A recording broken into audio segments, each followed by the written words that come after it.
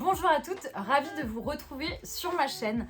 Aujourd'hui, on va parler de mes petites techniques, mes petites astuces pour dégoter des super bonnes affaires sur Vinted. Je sais que c'est le genre de conseils dont on est preneur quand justement on galère à trouver des pièces pas chères et de qualité, et c'est ce que je vous propose là aujourd'hui dans cette vidéo. Je vous propose mes secrets. J'en profite aussi qu'il y a un petit rayon de lumière parce que là vraiment le temps est pourri. Je n'arrive pas du tout à tourner de vidéo et c'est pour ça qu'il n'y en a pas eu la semaine dernière. C'est aussi parce que je n'arrive pas à tourner sachant que le ciel est horrible. Donc voilà, j'aime bien la lumière naturelle, j'aime pas utiliser la lumière artificielle. Donc c'est pour ça que parfois je suis pas régulière dans les vidéos. On se retrouve juste après le générique et je vous parle de mes petits conseils.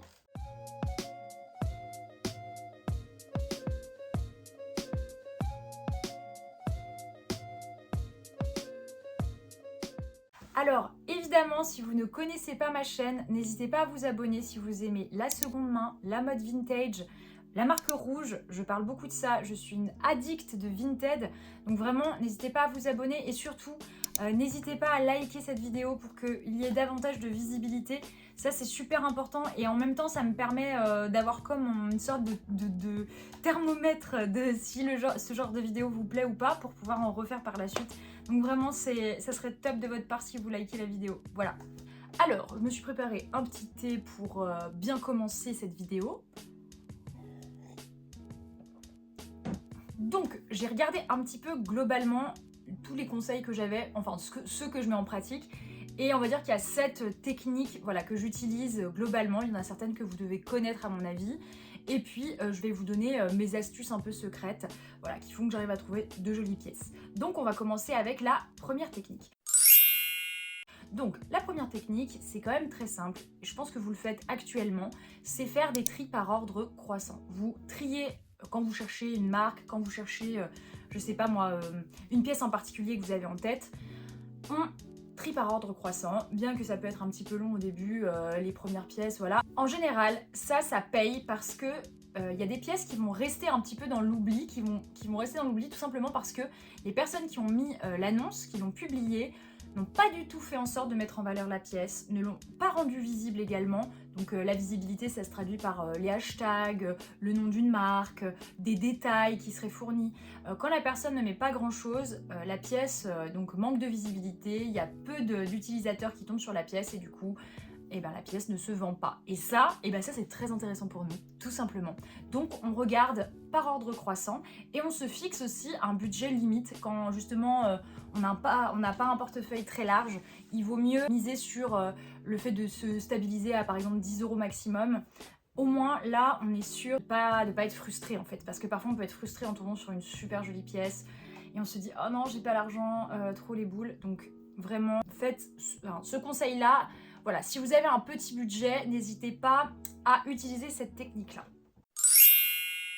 Alors, deuxième conseil, je dirais regardez toujours la date de publication de la pièce. Pourquoi? Parce que quand une date de publication est assez ancienne, vous êtes sûr quasiment de pouvoir faire une belle négociation et une grosse négociation. Donc là, quand c'était pas dans votre budget, on regarde la date de publication, on voit si c'est ancien. Et à ce moment-là, on peut faire une très très belle négociation. Moi, ça m'est arrivé plusieurs fois. La personne, ça faisait 2 ans qu'elle avait laissé la pièce en ligne et voilà. Je fais une demande avec une réduction et ça marche. En tout cas, moi, ça marche souvent. Après, évidemment, il ne faut pas que ce soit une négociation un petit peu excessive où vous allez diminuer de 10, 20 €, voilà, le montant. Il faut quand même que ce soit raisonnable.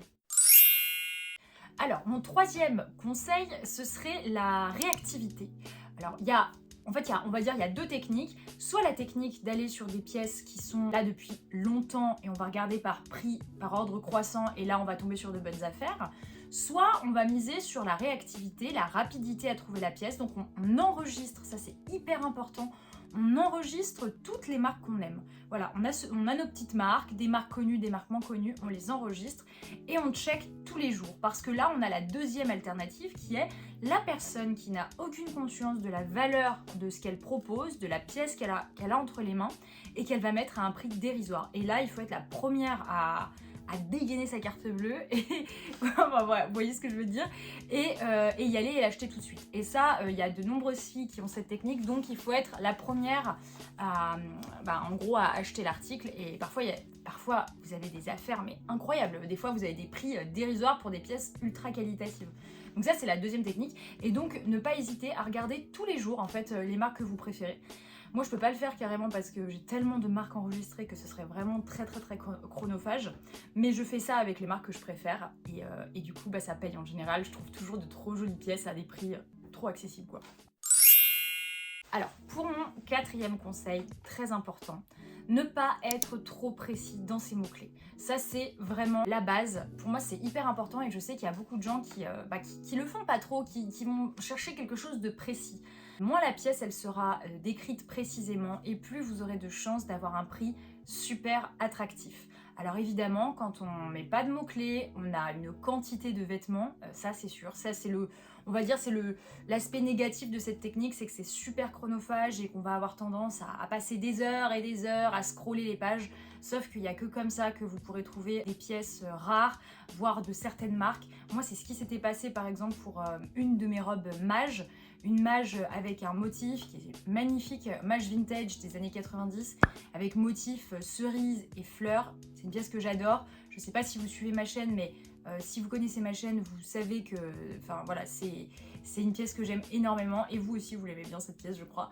Et là pour les pièces mages, là j'étais tombée totalement par hasard, je cherchais une robe en dentelle, c'était super large en fait ma recherche, il n'y avait pas écrit que c'était la marque mage, il n'y avait rien de décrit en fait, elle avait juste mis robe nuisette la fille, enfin la vendeuse. Et du coup, je suis tombée, je l'ai achetée. En plus, j'ai pu la négocier du coup parce que ça faisait 2 ans qu'elle était en ligne. Donc, je l'ai négociée à 10 € au lieu de 15. Elle a accepté ma négociation. Et du coup, j'ai eu une robe mage à 10 € en fait. Donc, vraiment, je vous dis, c'est super important d'aller regarder des catégories de vêtements où on ne met pas de marque, on ne met pas de détails, on met rien. Et vous allez, ou par exemple, vous pouvez faire un tri juste par couleur. Vous choisissez une couleur que vous aimez et vous triez, et vous scrollez. Et encore mieux, vous mettez par ordre de prix, et là vous allez tomber sur des trucs. Moi j'étais tombée sur des robes de dingue en faisant ça. Alors, mon cinquième conseil. Pour mon cinquième conseil, ma technique, elle va un petit peu avec le quatrième conseil, quand je vous disais, voilà, pas de mots-clés trop précis.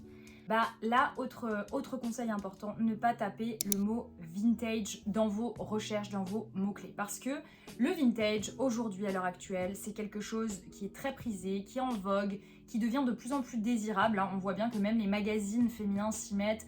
Ils parlent de la seconde main, ils parlent de la mode vintage. Donc, c'est dans l'air du temps. Et donc, tout ce qui est dans l'air du temps va prendre de la valeur. Et nous, évidemment, quand on achète, quand on veut faire de bonnes affaires, il ne faut surtout pas aller sur des thématiques en vogue et qui donnent envie, parce que le vendeur va se dire « je peux mettre un bon prix ». Donc en général, quand vous avez le mot vintage, la personne déjà a conscience qu'elle a une pièce qui est ancienne entre les mains. Elle a sans doute conscience aussi de la qualité de la pièce qu'elle a, et elle va mettre un prix un peu élevé. Alors, un peu élevé, non, quand je dis élevé, parce que il y a des personnes qui vont me dire « mais attends, j'ai trouvé un cardigan autrichien à 40 €, c'est une super bonne affaire quand même ». Oui, parce que voilà, il y a des cardigans autrichiens qui coûtent aujourd'hui dans les 180, 190 €, on est dans ces prix-là maintenant. Mais moi, quand je parle de bonnes affaires, c'est des cardigans à 3, 4, 5 €, avec de sublimes matières, comme du mohair, comme de la laine, enfin, vous voyez ce que je veux dire. Pour moi, c'est ça une bonne affaire. Mais 40 €, je trouve que déjà la personne se fait une certaine marge, quand même, malgré tout, parce qu'elle a conscience que la pièce, elle est rare, elle est qualitative, donc voilà, ça, on évite, voilà. Moi, quand je vous parle de bonnes affaires, c'est de ça dont je parle. Je parle de tout petit prix. Vous pourrez malgré tout trouver de bonnes affaires en tapant le mot vintage, mais ce sera toujours aux alentours de 20-15 €. Vous voyez, vous n'aurez jamais du vintage à 3-4 €, ou alors ça sera associé à une autre marque, enfin voilà. Mais en tout cas, moi dans ce que je vois quand je cherche dans le vintage, j'ai du mal à trouver des pièces peu chères, vraiment. Alors mon sixième conseil, pour mon sixième conseil, c'est de vous faire un petit stock de marques. En fait, vous faites un petit listing des marques qui vous ont plu. Typiquement, quand on fait des recherches en scrollant comme ça par ordre croissant ou sans marque, on va tomber sur des pièces qui nous plaisent. Et là, on va garder la marque en tête, on va la noter, on va se l'enregistrer, c'est important. Et comme ça, dès qu'il y aura des nouveautés sur cette marque, vous serez les premières au courant et vous aurez des tout petits prix. Voilà. Ce qui fait le prix aussi, c'est le commerce qui veut ça, mais c'est aussi le prix qu'on est prêt à mettre aussi dans une pièce. C'est ça qui fait aussi beaucoup la valeur d'une pièce. Par exemple, la marque Rouge, une marque que j'adore et sans doute que vous devez aimer également si vous suivez ma chaîne. La marque Rouge, elle est particulièrement désirable, il y a tout un travail marketing dessus et c'est une marque pour laquelle on aura beaucoup de mal à faire de bonnes affaires. Parfois, on trouve une pièce par-ci par-là qui est vendue à 50 €, à 40 €. Là, je vous le dis, les gens se jettent dessus, ça part en 1 minute le truc. J'avais une amie comme ça, elle était tombée sur une pièce qu'elle trouvait magnifique, vous savez, une robe à pois marron. Elle a voulu l'acheter, elle était déjà partie en 1 minute, quoi, la robe. Donc voilà, toujours bien faire attention à la marque aussi qu'on choisit. Et on a des marques qui sont un petit peu sous-cotées parce que ce sont des marques un peu de mamies. Voilà, parce que souvent les mamies, elles donnent ça à Emmaüs ou à Notre-Dame des Sans-Abri. Voilà, elles font des dons de certaines marques du style Gérard Darel, du style 1, 2, 3, René Derry. Alors René Derry, ça dépend. Des fois, il y a des prix qui sont chers parce qu'en ce moment, justement, René Derry, ça revient un petit peu en vogue. Celles qui sont spécialisées dans le vintage, elles ont capté que le René Derry, c'est une marque avec des matières qualitatives qui peuvent se vendre cher. Mais je vous invite vraiment à checker ce genre de marque. Gérard Darel aussi, c'est très mémérisant. Il n'y a que des mamies qui portent ça, mais moi j'en trouve beaucoup au Puce, à Emmaüs, tout ça, ce genre de marque. Et pourtant, la qualité, elle est vraiment très bonne. Voilà. Et c'est pas vendu toujours trop cher. Et ma 7e astuce, mon 7e conseil, alors là c'est plus, moi c'est une préférence que j'ai, mais n'hésitez pas à taper le mot-clé fait main pour des pièces qualitatives en termes de matière. Voilà, parfois, alors dans le fait main, il y a de tout. Dans le fait main, vous pouvez avoir des choses chères et des choses pas chères. Parce que le fait main, c'est déjà un détail, c'est déjà quelque chose de spécifique où là, il y a des personnes spécialisées qui sauront justement reconnaître la valeur de la pièce. Le fait que c'est une pièce qui a été faite main peut justifier le prix également. Mais on a beaucoup de mamies qui se passionnent pour le tricot, la couture, qui font des pulls à la main avec des laines 100% mohair par exemple, alpaga, et qui vont vendre ça à un prix raisonnable. Un exemple, j'ai acheté justement il n'y a pas très longtemps un pull 100% mohair, un pull que j'aime trop. Je crois que je l'ai montré d'ailleurs en story, j'ai dû le montrer dans une story Instagram. Voilà, il y a ce pull mohair magnifique, moi je l'adore, je le mets tout le temps maintenant en hiver. Il m'a coûté 35 €. 35 € en vrai pour du 100% mohair. Vous trouverez rarement des pulls dans le commerce en 100% mohair. 100% mohair et qui a été fait à la main par une personne en France, je trouve que c'est hyper local, super intéressant et que en vrai c'est pas cher du tout. Donc voilà. En tout cas, voilà, moi je sais que j'aime bien les belles matières, donc je vais sur du fait main et je trouve toujours des choses super intéressantes dans cette catégorie-là. Et je me rends compte aussi que j'ai un 8e conseil à vous donner que je viens d'avoir là tout de suite, là en vous parlant. Mon 8e conseil, justement, ça serait plus la pièce est mal présentée, plus la pièce est mal photographiée et plus vous aurez de chances d'avoir un prix intéressant parce que ça voudrait dire que la personne ne se rend pas du tout compte de la valeur de la pièce qu'elle propose. Donc moins bien c'est présenté et plus c'est bon signe en réalité. Donc voilà, vous l'aurez compris, pour trouver de belles pièces, mes techniques à moi c'est de la patience, de la réactivité, un coup d'œil assez aiguisé, c'est-à-dire avoir l'œil aussi sur des pièces mal présentées sur Vinted. Et ça, vraiment, il y a plein de gens qui se laissent avoir par la présentation. Et en même temps, la présentation, moi je comprends parce que la présentation, c'est vraiment du boulot. Moi, quand je poste des photos pour Vinted, ça me prend parfois une après-midi entière parce que je fais l'effort de faire de belles photos. Voilà. Et les gens se projettent plus facilement. Donc ça, c'est un parti pris aussi. Il y a ces personnes qui vont très mal présenter leurs pièces. Mais du coup, l'avantage, c'est que la pièce, elle sera très peu chère. Mais vous prenez le risque que la pièce ne vous aille pas ou que la pièce ne corresponde pas exactement à ce que vous vous étiez représenté. Mais voilà, vous avez en tout cas tous mes conseils pour dénicher des pépites, trouver votre bonheur sur l'immensité qu'est Vinted. Voilà, cette vidéo est terminée, j'espère qu'elle vous aura plu. Dites-moi en commentaire, c'est hyper important, dites-moi vos techniques à vous, les astuces que moi j'aurais peut-être pas citées dans ma vidéo et que vous avez, n'hésitez pas à les partager pour les autres, c'est hyper utile, on sait que Vinted c'est la meilleure alternative pour se faire plaisir à pas cher. Donc vraiment, n'hésitez pas à partager vos astuces également.